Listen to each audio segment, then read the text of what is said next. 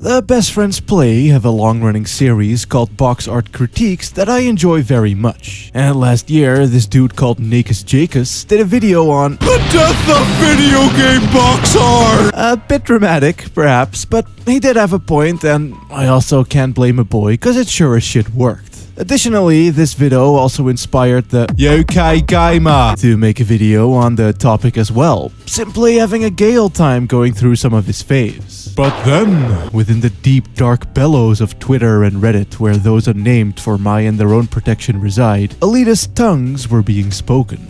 I just noticed he now done a video on box arts. Fucking hell! God forbid someone would make a video about something that they're simply passionate about. I mean, correct me if I'm dick, but surely it's totally fine to discuss how box arts may impact, inspire, or entice us to try or buy. Like, I get that might not be according to the Gameplay Uber Alles handbook, but there's more to a game than just said gameplay. Look at Yoko Taro's titles, for instance, that, while being made with varying levels of technical competence, still lather people up enough to make loads of videos dedicated to them just because of how unique and interesting most of the themes and characters are. And who's to say that just seeing 2B's plump-ass ass or Zero's stunning design somewhere on Twitter or whatever can't invoke similar feelings? I can know. Fuck if I really enjoyed playing any of these shits, but I still did just because of how cool the art looked to me. So, I'm gonna prop up the idea that if something, anything regarding a game resonated with anyone, then that anything can also resonate with someone else, and therefore is worth exploring and raising to a wider podium to entertain and explain why that may be. So, yeah, let's analyze some video game artwork. Also, trust me, I'll round this up with a proper message later. I totally know what I'm doing, okay? If you're like me, a 20-something-year-old, you may or may not remember picking a game out of your most likely meager collection, opening up the box and not playing it, but just admiring the art, the logos, and taking a cheeky peeky at that there manual. I quite vividly remember the GTA ones that would come with fully fledged maps of the in-game worlds, or Tekken's Manuel that had really detailed character bios stating gameplay relevant information like King, hobbies, helping orphan children. Likes, celebrating victory with Armored King. Dislikes, tears of children. Wow, how exciting. Not to mention all of them little pamphlets and printouts advertising other games. Squaresoft used to be pretty good with these especially, given that they made games by the truckload. I mean, I've never played Unlimited Saga, and I probably never will, but I sure as shit won't ever forget it either. Nor will I ever forget Yuna's thick ass, if you know what I mean, lads. Since then, though, I've amassed somewhat of a collection of video game box art, promo art, and other offhand official artworks like covers for OSTs and print ads. Mainly of the Parasite Eve series. There's a reason that sexy leggy Aya with the cool Bajan font is front and center in my thumbo right here. Mostly because shit's cool as fuck, but also because it conveys the overall style and tone of the game itself. There's something classy and jazzy about it. Very New York.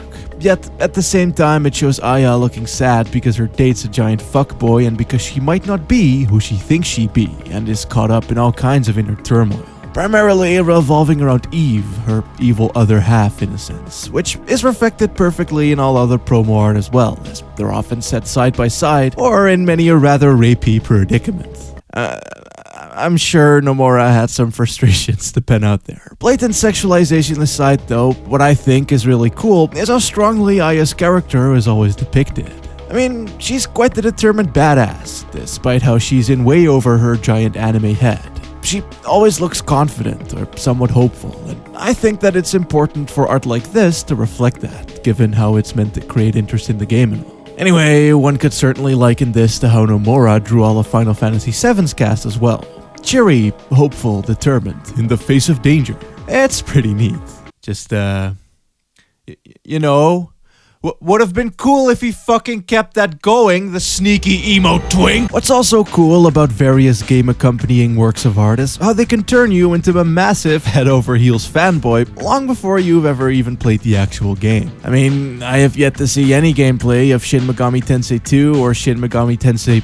If Yet, I feel like I can already say that I will at least appreciate them to some degree just through how much their respective box arts lather me up proper. As was also the case with the Silver Case by Suda51. For years, I would gawk and drool over the stunning, edgy artwork, and obsess over the few scraps of soundtrack I had managed to find. Having played Killer 7 and Flower Sun and Rain, it obviously carried elements of both, but the more serious and realistic looking vibe of the artwork made the game appear more relatable and down to moon. Kinda sad, and a bit distant, sure, but it seemed like this could be the first Suda51 story that one could actually properly, legitimately, maybe slightly comprehend without it having to sacrifice his, at the time, style. Basically, the art alone brought over the game's appeal so fucking well that by the time it finally got localized 20 or so years after the fact, it ended up being exactly what I had hoped it to be. Which is rare. Things don't typically meet expectations, especially when built up for so long. But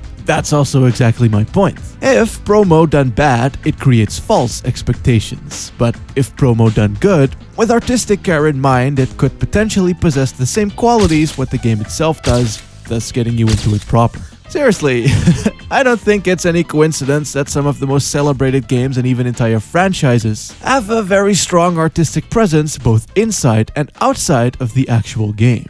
Which leads me to Metal Gear Solid's main man, Yoji Shinkawa.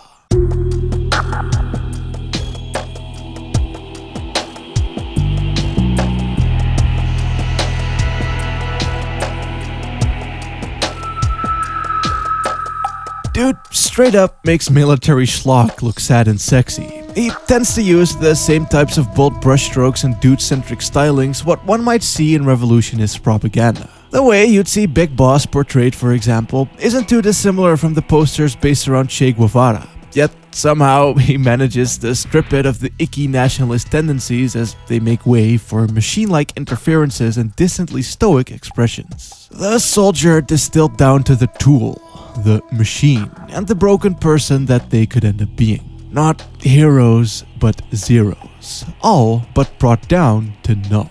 Whether by pure intent or a cool coincidence, the way that Yoji Shinkawa's art and Hideo Kojima's subversive army rambles blend together is near fucking perfect. And so, the art used for MGS2 and 3 respectively does a lot more to convey the game to me than any trailer ever could. Of course, Kojima is also quite legendary for having some of the best trailers on the block, but what I guess I mean is that these are the types of images that speak to you before having played the game, enticing you to do so just to how cool they look, yet also take on a whole other meaning after having played it due to how intrinsically linked these works are to the game's actual message, theme, and characters. Art in the most literal sense, pretty much.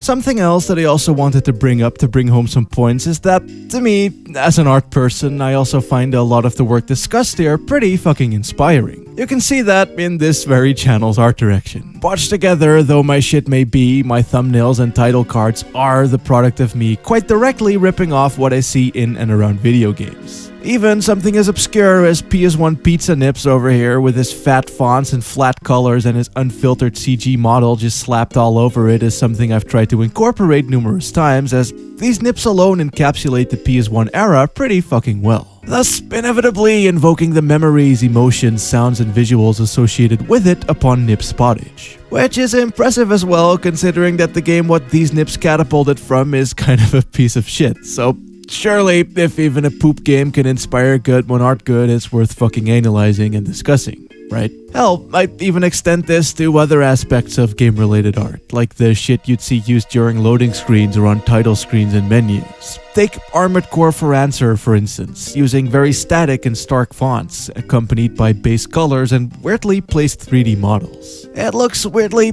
amateurish in a way, but in that I hadn't also really seen anything else quite like it either. Plus, it did remind me of the pizza-nipping PS1 art of yore for sure, and thus gave me plenty of things to think about as the game struggled to prepare its no doubt frame-crippling maps. Also, I would be remiss not to mention Final Fantasy VII's rather sexy disc swap screens that preached the word of Wallbaum and used formatting in a really cool way. They would inform the style that I would steal for my Final Fantasy VII retrospective, as, to me at least, these represented Final Fantasy VII's overall aesthetic pretty fucking well. It's not even all that reflective of the in-game art, now that I think about it. I mean, the text boxes don't look like this, the menus and title screen don't look like this either, and I don't even get me started on the fucking credit sequence. But when you look at the iconic shit like the Loveless posters, the Shinra logo, and all of the serial numbers depicted within the Mako reactors, you may begin to see how it fits with the style to a T. And besides, these CG snapshots used to stylishly top shit off depict our main cast having a much needed post or pre-game break within their natural habitat, which hits home pretty hard given how much of a main focus they really are. These disc swap screens are, in essence, a distillation of Final Fantasy VII as a whole, both aesthetically and thematically, and I think that that's pretty cool.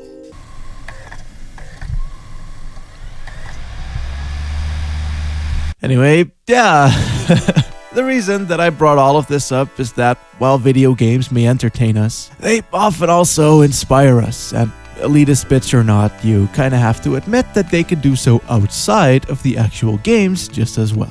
So, yes, there is merit to us talking about this. Games are not all but mechanics and game feels. Scoffing at someone for trying to explore other avenues of how games can affect us seems pretty fucking ignorant. If you truly love this medium, then zip up and set aside your cynical dick, walk over to your collection, and sniff up the art of some of your all-time faves. Take it in, and remember why you're so passionately angry about games all the time to begin with.